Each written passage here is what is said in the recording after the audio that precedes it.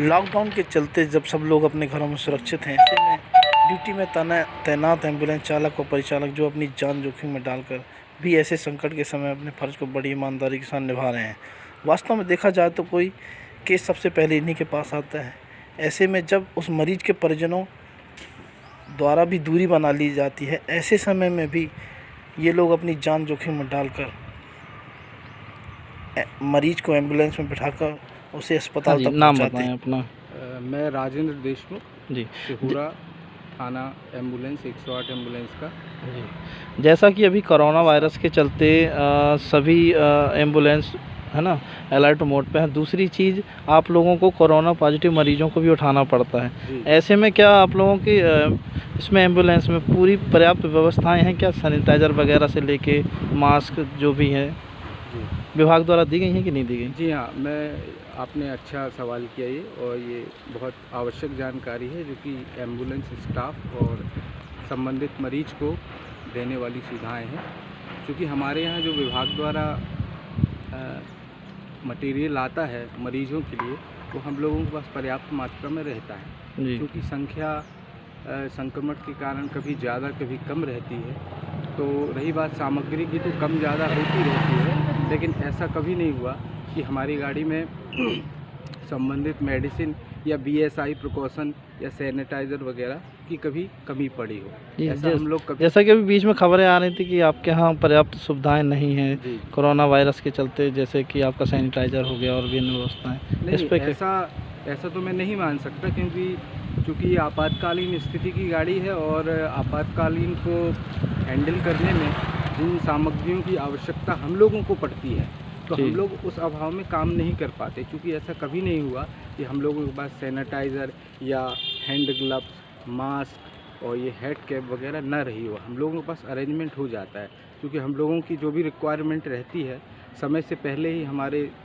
जिला समन्वयक अधिकारी आदरणीय पवन तिवारी, जो कि जबलपुर क्षेत्र को संभाल रहे हैं, उनको रिक्वायरमेंट दी जाती है और वो समय पे पूरी करा देते हैं। अच्छा, अभी और क्या क्या दिक्कतें अभी जा रही होंगी आप लोगों को? जैसे कि फील्ड में जाना पड़ता होगा कोई मरीज़ को लेने।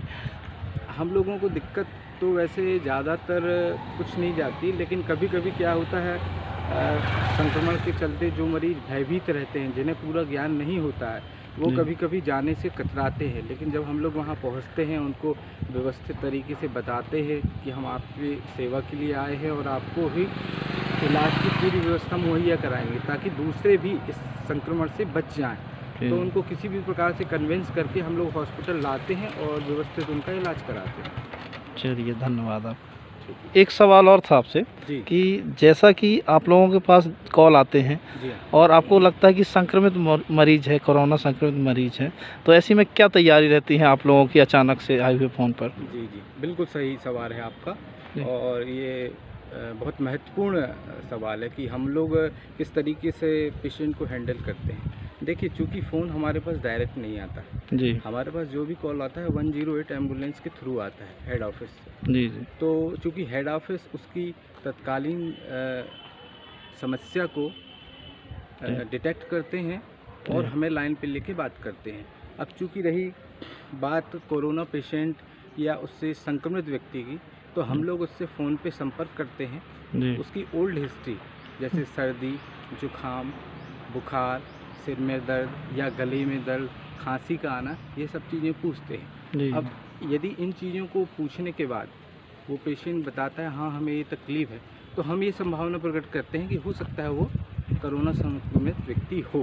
तो उसके लिए हम लोग अपने BSI precaution, gloves, hand sanitizer वगैरह यहीं से व्यवस्थित पूरी तरीके से तैयारी करके पेशेंट तक जाते हैं। तो बीच में कॉल करके पेशेंट को ये सूचना देते हैं कि आपके पास जब गाड़ी पहुंचेगी तो हम आपको 10 मिनट पहले सूचना दे देंगे। संबंधित व्यक्ति को अकेले किसी सुरक्षित स्थान में खड़ा करके हम लोग उससे डिस्टेंस क्रिएट करके 1 या 2 मीटर डिस्टेंस क्रिएट करके बात करते हैं। उसको वहीं पे मास्क पहनाते हैं या उसको मास्क पहनाने की पहले से सलाह दे देते हैं, उसके हाथ धुलवाते हैं, और जब हम गाड़ी में उसको बिठालते हैं, लोड करते हैं, तो संबंधित जानकारियों को लेने के पश्चात उसके ऊपर ऑब्जर्वेशन रखते हैं जी जी कि उसकी एक्टिविटी क्या है, उसकी एक्टिविटियों को पूरा ध्यान देते हैं और हॉस्पिटल में शिफ्ट करने से पहले हॉस्पिटल स्टाफ को सूचित किया जाता है कि जी। हम ऐसा मरीज़ लेके आ रहे हैं, कृपया आप अपने व्यवस्था तैयार रखें जी और उसको इस तरीके से हम लोग हॉस्पिटल में शिफ्ट कर देते हैं। जी। अभी तक सिहोरा हॉस्पिटल में कितने ऐसे मरीज देखिए, संभवतः सिहोरा हॉस्पिटल में तो सस्पेक्टेड मरीज जो हैं, संक्रमित व्यक्ति आते ही रहते हैं। जी अब ये सिहोरा हॉस्पिटल में आगे उसको फॉरवर्ड किया जाता है ताकि ये सस्पेक्टेड जो है ये पूर्णतः कंफर्मेशन हो जाए, वैसे क्या वो पॉजिटिव है या नेगेटिव है। जी। ये संबंधित जिला चिकित्सालय की जिम्मेदारी है, जो वो अपना कार्य करने में सक्षम है। जी जी। वैसे तो सौभाग्य की बात ये रही जबलपुर के लिए कि अभी तक बहुत ही नाम मात्र के लिए मरीज आए और उनमें भी सभी अधिकांशतः नेगेटिव रिपोर्ट जी नहीं। जी, ये बहुत अच्छी बात है कि हमारे यहाँ की जनता जागरूक है और जो डिस्टेंस मेंटेन करने का कहा गया है वो जी। फॉलो भी कर रही है और ये हमारी ही जवाबदारी है, क्योंकि स्वास्थ्य हमारा है और जवाबदारी भी हमारी है। यदि हम अपनी जवाबदारियों से पीछे हटेंगे तो स्वाभाविक रूप से सामने वाला व्यक्ति भी विसंक्रमित होगा, जो कि हमें ऐसा करना नहीं है। हमें उन्हीं गाइडलाइनों को फॉलो करना है जो सरकार द्वारा दी गई हैं और उनका 100%